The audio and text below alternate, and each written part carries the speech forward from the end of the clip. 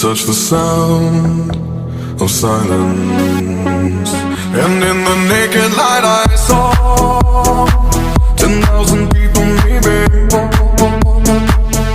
People talking without speaking, people hearing without listening, people writing songs that voices never share.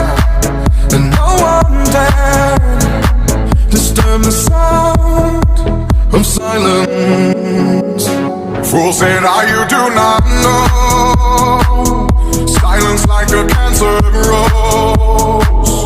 Hear my words and I might teach you. Lay my arms and I might reach you.